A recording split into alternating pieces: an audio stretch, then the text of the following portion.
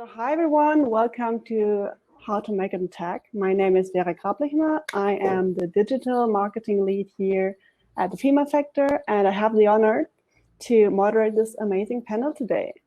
I myself have a strong background in tech, having founded and led a virtual reality startup, co-founded the nonprofit organization Women in Immersive Technologies Europe, and also due to my work as digital innovation and business consultant. So I'm very excited to host this Q&A session, which aims at inspiring you who work in tech or are interested in tech and working in tech, and give you hands-on advice how to make it in the sector. In order for you to post your questions, please click on the Slido link, click on slido.com and enter the event code, which is the Female Factor. Then an overlay comes and you just have to scroll all the way down and click on how to make it in tech. Okay, if you, yeah, and actually let's just start by a poll question. So I'd love to know where you are all joining us from today. In the meantime, while you answer that question, let me introduce my lovely panel. Viviana Schwöre is the former vice president of the global real estate WeWork and currently serves on the advisory committee for women in prop tech. Viviana, can you tell us a little bit more about yourself? Hi, as Vera said, my name is Viviana Schwöre. I most recently served as a former vice president of global real estate at WeWork, where I worked for about 4 years expanding our global footprint. So all of our WeWork locations around the world, and really working to optimize not only the real estate portfolio, but also optimize the way in which we engage technology in order to meet the expansion goals that we had.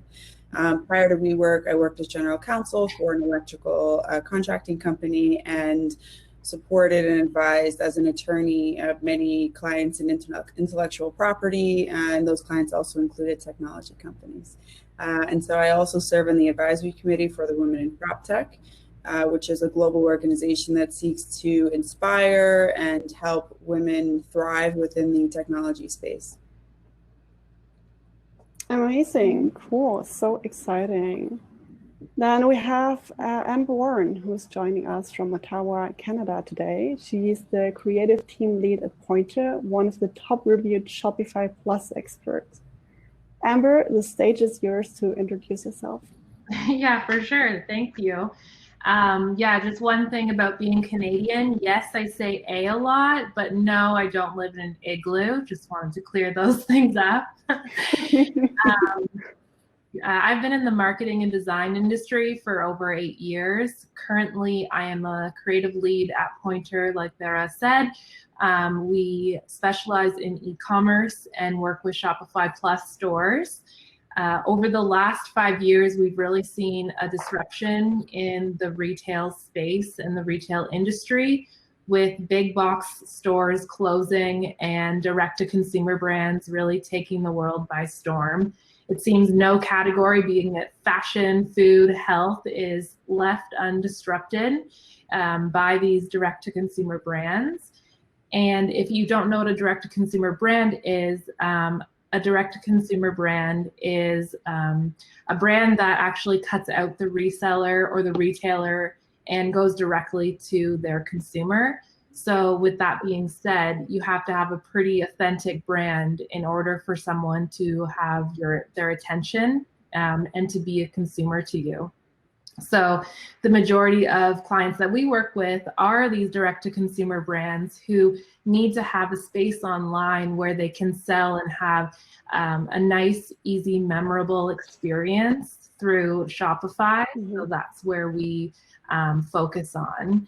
And in my spare time, I co-host Ladies Wine and Design in Ottawa. I went to school in Toronto, 5 hours from here, and when I moved back, I didn't know any female designers in the city. So with Ladies Wine and Design, it connects us with so many females in Ottawa, which is amazing. It started in New York City by Jessica Walsh, and it's over in 75 countries, I believe. So definitely check it out. If there isn't a chapter in your city, you can start one.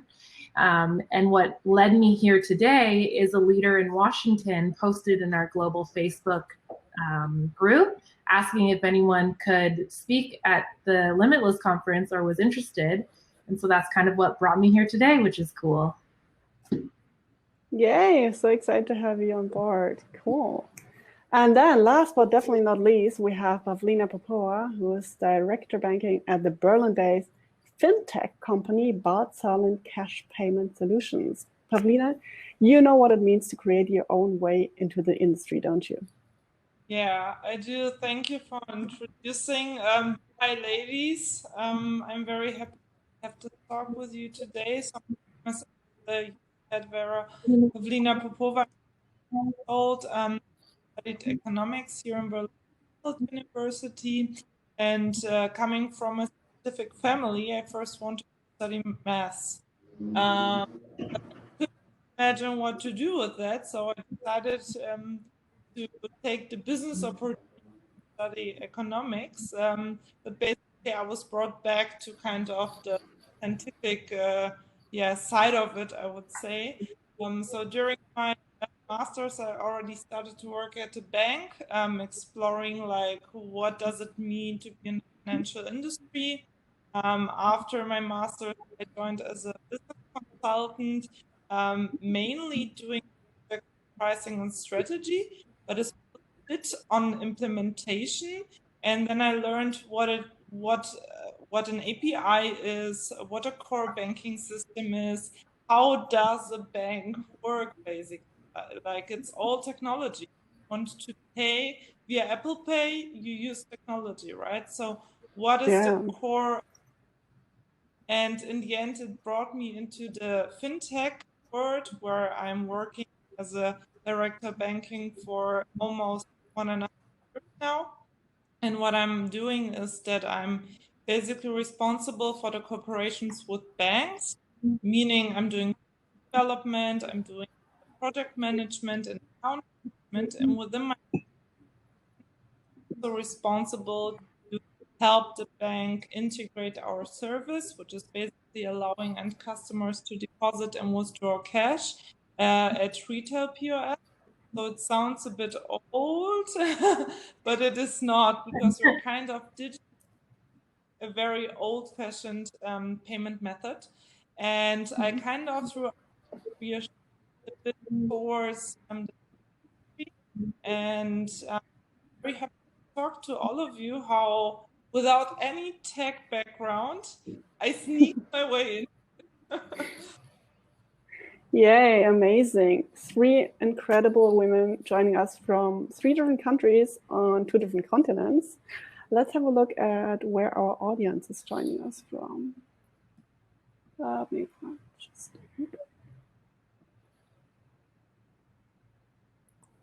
See if that computer wants to respond to me. Tech, you know. Yeah. All right, cool. Seems like most people are joining from Vienna, which is no surprise, but still we have people here from New York, Frankfurt, Belgrade, Bulgaria. Cool. Well, I think the panel would love to get to know you even a little bit better. So in the next poll, are joining us today. Do you work in tech or working in tech, or maybe you're just curious? Let's see. Let's see what's happening here. Just increase that live. Oh yeah, people are already posting questions. That's awesome.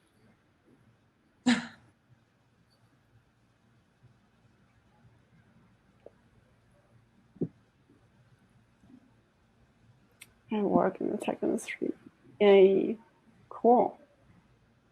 All right, it seems like most people already work in the tech industry. 1/3 wants to work in the tech industry, so it's right our target group, right on spot. Okay, time to answer some of your questions. Some have already been busy posting their questions. Let's start with, how do you get into tech? Or let me just How did you get into the tech industry? What was your breakthrough? Who would like to go first? Who wants to tell their breakthrough? I can start. So similar to Paulina, I kind of snuck my way into tech, and now I won't leave. But like I said, representing my clients at my law practice, I represented some technology companies and really had to think about their intellectual property rights like copyright and trademarking. And so I started to get familiar with the businesses within tech. And once I started at WeWork, I worked very closely with our product development team that was actually building out new tools for our transactions negotiators to use. And when I had gotten promoted to the vice president role, I was responsible then for running our transactions team and reporting up to my senior executive leadership team on the data and the stats of how we were trending towards our pipeline and our closing goals. And I realized the importance of strong data then.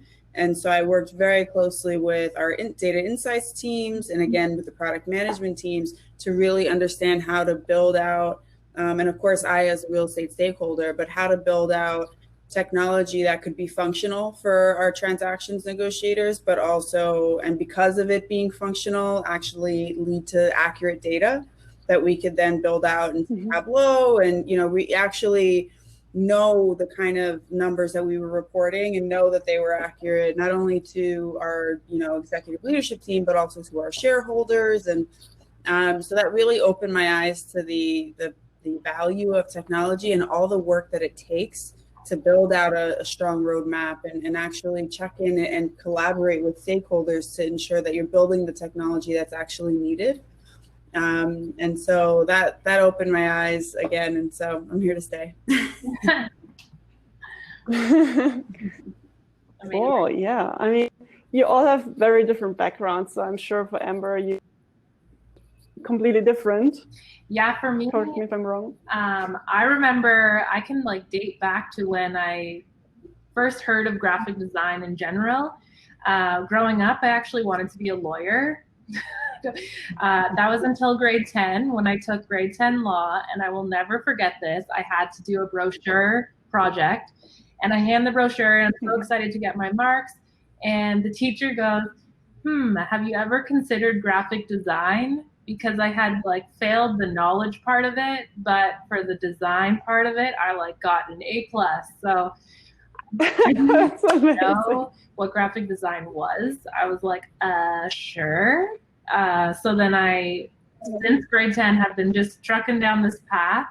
After college, I started doing more print design, and yes, tech is still involved, but it wasn't until I started a side business where I sell photo booth props that I actually got involved with Shopify and selling online. And I had made the switch to go work at Pointer because I wanted to fully dive into e-commerce and working on setting up themes for people that are custom.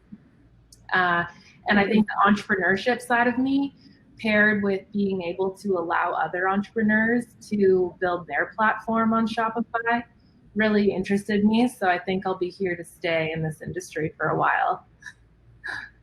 Yeah. Well, it's definitely, I mean, we want you all to stay in this industry because you're doing amazing jobs. So, and you need to give us more insight to know how you do this. So stay. Okay, Paulina, you've already told us a little bit about it, but maybe you can, you want to dive a little bit deeper into that question as well? Yeah, sure. So I would, with what said, in consulting, that a good strategy is just a strategy on paper, have data, have knowledge, then only make strategy in reality, right? So this is kind of that, or how I started the tech, and I think there are some very huge words of learning, artificial intelligence, big data, and we're always ooh, what is all that? But if you really start to do it, it's not that complex, right? You start to kind of start to lose fear of and I think what my advice is, I would say like there is no there that has no knowledge, like not at all. I mean, there are SAP systems, CRM systems, whatever, every company, right? So if you're interested, start from where you are with small steps. The one IT your company, like what you do, how to do it, ask questions, you're sending right away, try to go correct. First of all, if you start with your business, or of so much out that you can learn coding, very simple things. You are so scared. A lot of great. I started that way, like coding courses. Right now, intermediate. So don't give or right your lead or tech related product. You will start, and then pretty net. Pavlina, I think might be a bit of a connection issue on your internet. I don't know if there's another, like if you can hotspot or something.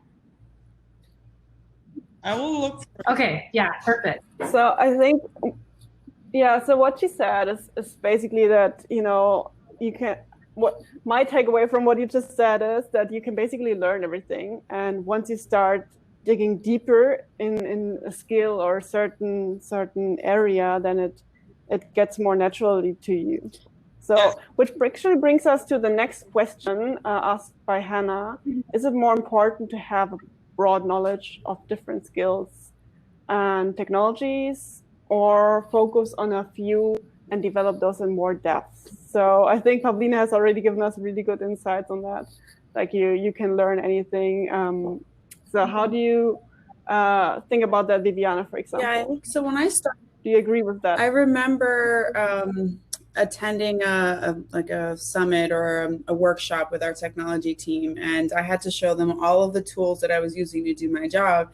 And I remember their faces just, they were so shocked at how much or what the lack of integration was between all of the tools that I was using. And it really motivated them to build something that worked. And so that was really the aha moment for me. But I also didn't know what kind of questions I should be asking, right? I didn't know how to support them in supporting my team.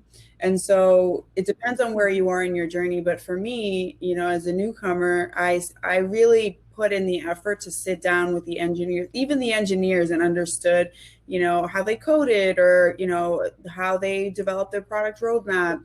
And, you know, for me, I like being a liaison between like the stakeholders and the tech people, because I feel like there's always a gap between the conversations, right?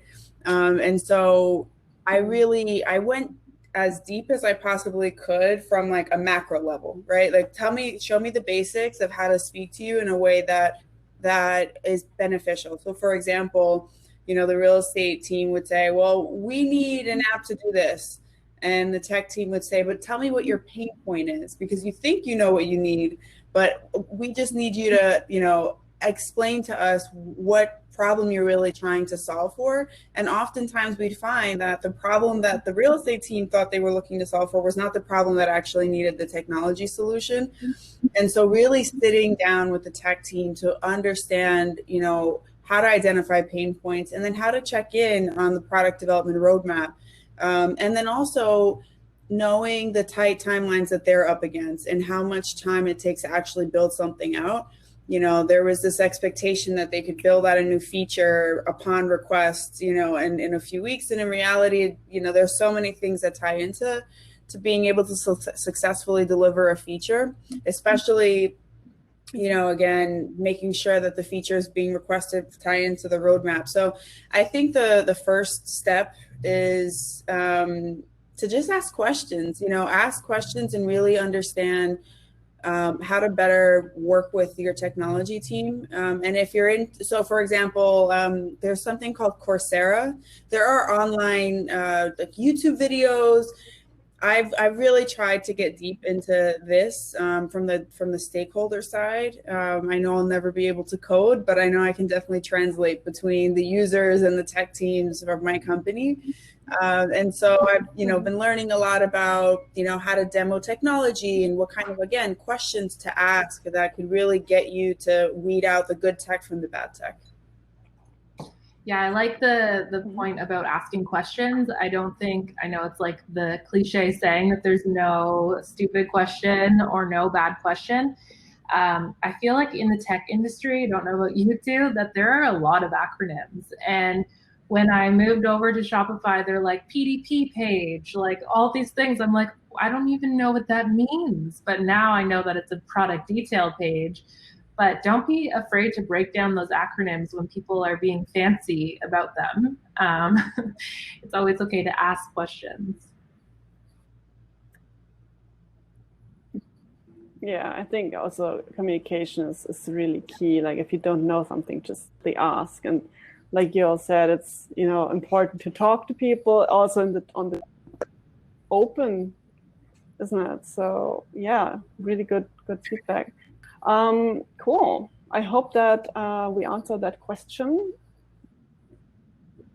Let's take a look at how much time do you dedicate towards learning about new technologies? What's your best sources? And I'm just link in the group chat, on this chat here.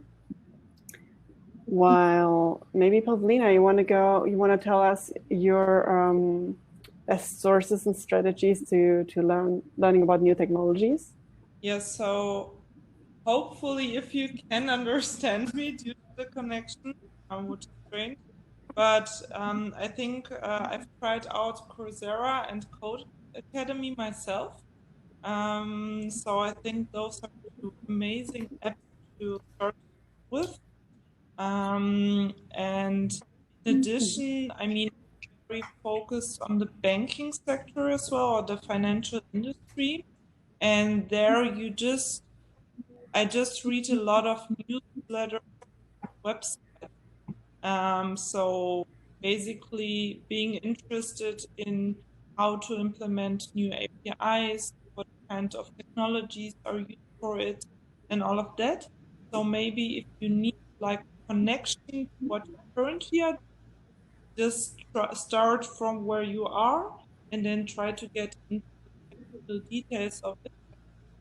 Just a lot of different articles, because there's so much out there. Just by Googling, let's say, how can I interact with someone, or how does TransferWise work?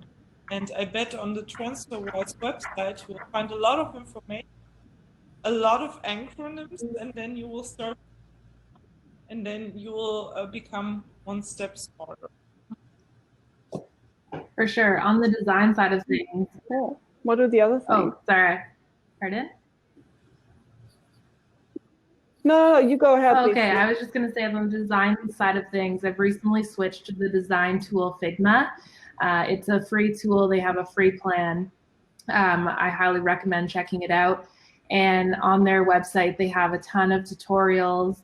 They recently opened a community-based open source area, kind of like GitHub, but for designers, where you can actually go into people's files and see how they've constructed these layers or how they're prototyping. It's really helpful to kind of go dig and see how other people are doing it and learn from there. And I also think that the Figma team, I swear I don't work for them.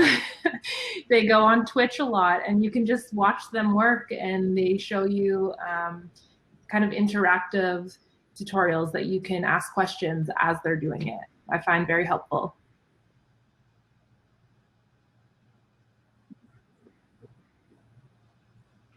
Awesome, cool.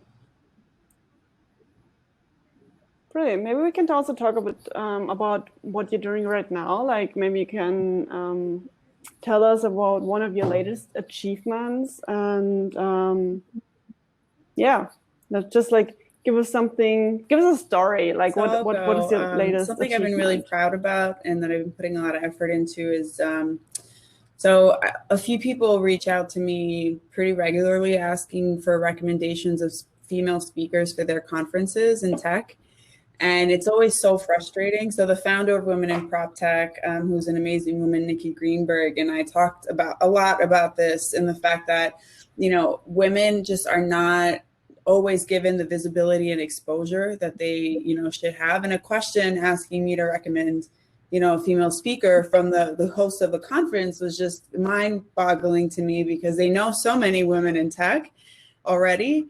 And so that was a problem that Nikki and I had addressed and said, you know, why don't we start hosting these webinars? So we created Prop Tech Insights as hosted by Women in Prop Tech. And the goal was to really be able to identify women, advisory committee members, ambassadors, and members to really highlight and exhibit what they know and really gain some visibility and exposure. And so Women in Prop Tech and I have been hosting these webinars every 2 weeks.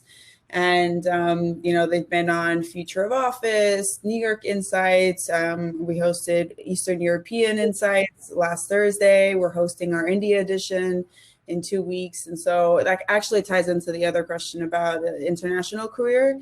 Being able to connect with organizations like the Female Factor, like Women in Prop Tech, like organizations that, and ladies that, what is it? Ladies Wine and Design, yeah. Wine and Design, right? I mean, that really connect women across, you know, multiple countries and continents. Really, you know, for me, it uplifts me. It makes me feel like, you know, there is a global movement of really gaining more, you know, supporting other women in the tech industry. And so I've been working on these webinars. We're going to continue to host them every 2 to 3 weeks and highlight women from all around the world. So I'm really happy that it's been going well. And feel free to reach out to me on LinkedIn if you'd like to also participate. I love that. Wow, that's amazing. Can you maybe share a link as well here in the chat? Awesome. Yeah, I was just going to touch on more on Ladies Wine and Design, and that maybe I'll reach out for a speaker since everything is over Zoom now anyways. The community that we've built there, the events are intended to be smaller. So from 8 to maybe 10 people each month. We've taken a bit of a relaxed approach right now just because of Zoom fatigue.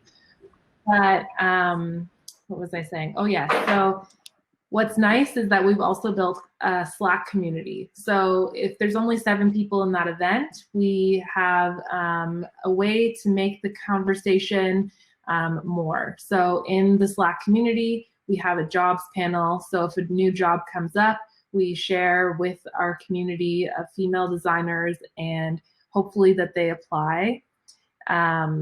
I'm looking forward to like how we can expand Ladies Wine and Design and maybe partner with other chapters. So I'm very looking forward to that.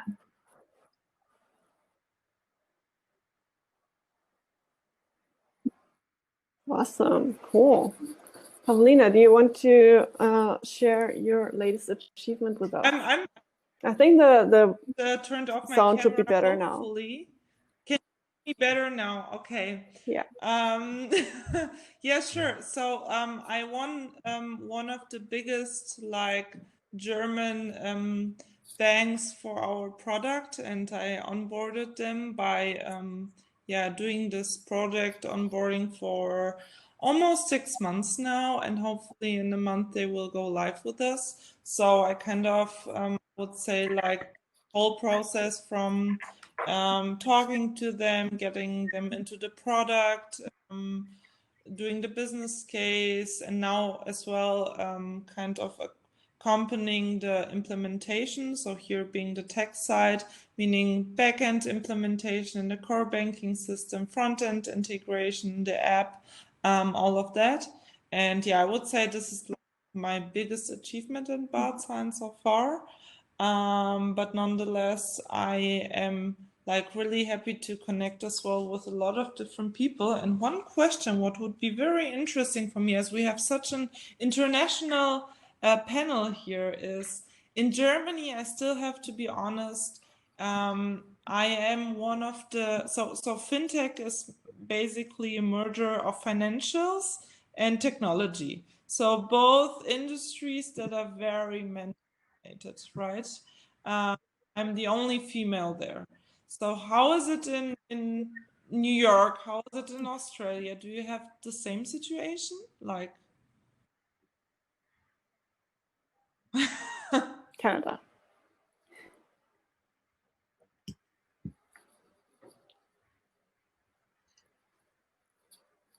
Viviana, I think you're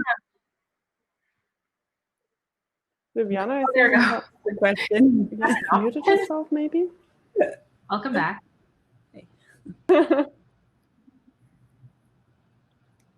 Or Amber, you can go first.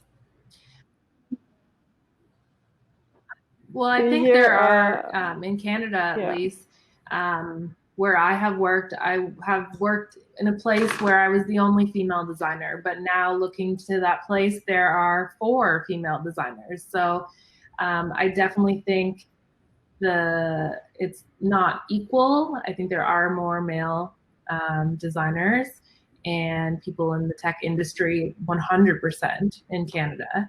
But I think it's changing. I think we see a change, and that's exciting. So I think I got the question in terms of the disparity between women and men in the tech industry.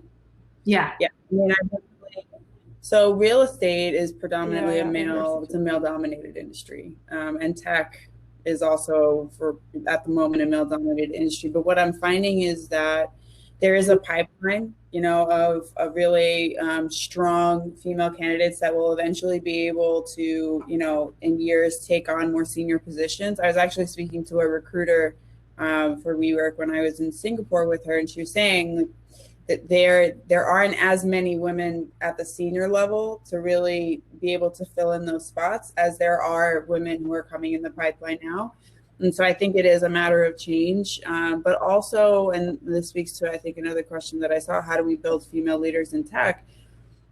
I worked very closely with one of my product developers, and who was the only female on one of the only females on her team. And I made sure to let her boss know very often how well she was doing, and really became an advocate for her. And I think, we should all be paying it forward in that way. And not only, thinking of them when we're selecting people for projects, but also in terms of giving them the support that they need to thrive in their own group. So highlighting their achievements to their team and giving them credit, because I do feel like women do a lot more work than men in some scenarios, in the scenarios that I've seen. But maybe we just work differently. And I think, women, I don't know if we always promote ourselves in the way that men do, and get that attention that would help lead to actually, to a promotion or something solid. So I think that we all should feel responsible and have the obligation to pull those up with us, and really highlight the great work that's being done by our female colleagues. Yeah, one of the things that Jessica Walsh once said was that the reason maybe women feel that they have to compete against one another and aren't so much mentors is because that there isn't a lot of opportunity for women. So you feel like you have to almost compete, whereas in reality, if we join forces together and raise each other up, then the industry will change for the better.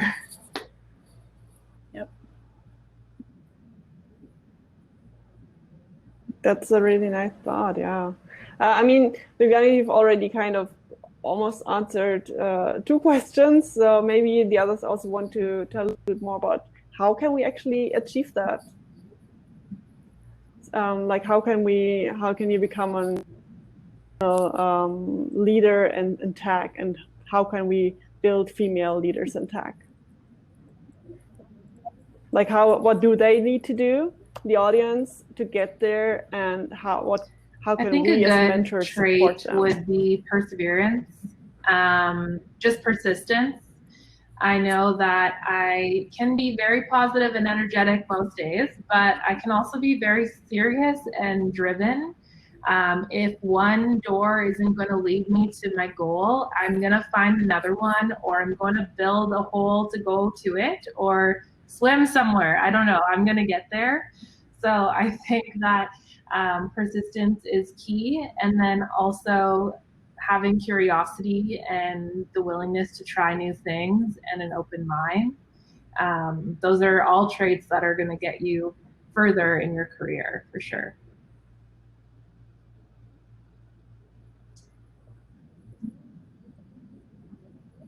Cool. Pavlina, what do you think about that? Do you agree? And I would say more role models, like 4 of us, because like then use or young girls see that you can make it happen, basically, and they need something. So I would say, if you imagine an engineer would still have a male imagination, and I think we got to the point that when you think about tech, you don't see a gender,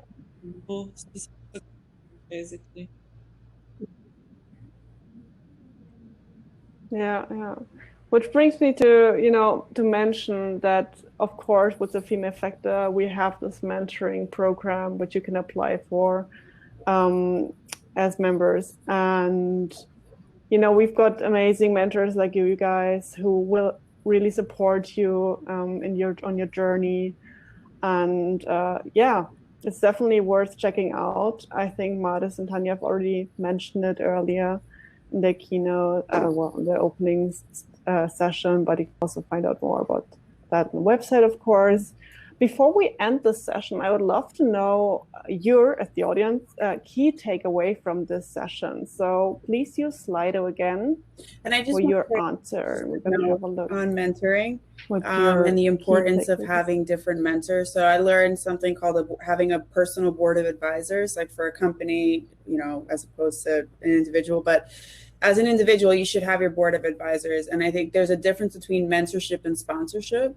And the importance of, it's so important to have a mentor outside of your organization, and it is important to have a mentor inside of your organization, because you're going to get different experiences from both. And then there are things that you won't be able to share with your internal mentor, that you will be able to share with your external mentor. And so it really is important to seek out mentorship, across different platforms, which is what makes the Female Factor so important, and having an external mentor and one that's part of a program that can really help provide that support system and network that you need to grow professionally and personally.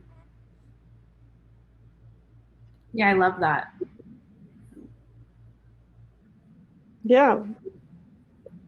Nope, I was just saying that I love it. To add something to that? I agree.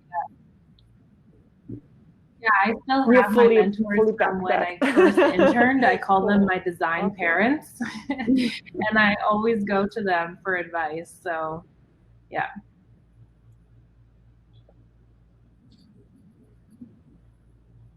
That's awesome. Cool. All right.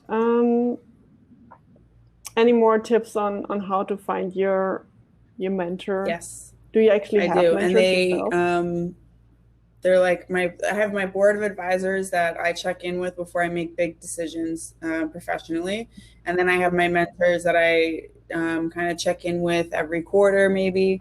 And those relationships will grow over time, which is why it's important to start building relationships now, because you're gonna find that you'll lean on one mentor more than another, depending on the stage that you're going through, and if they've also been through a similar journey.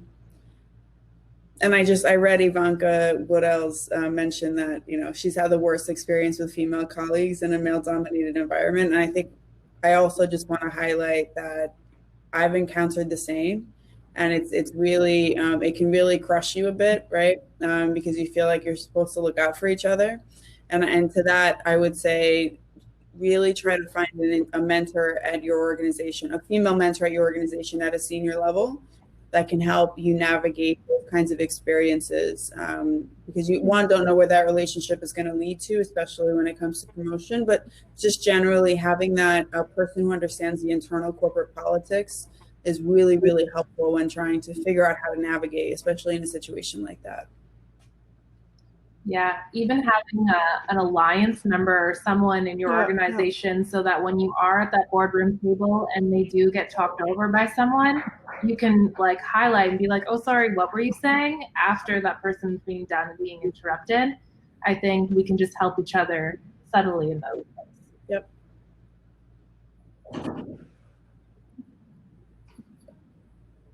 Okay, awesome. All right, well, thank you so much for joining us today on stage on your computer screen. Go back to the main stage now.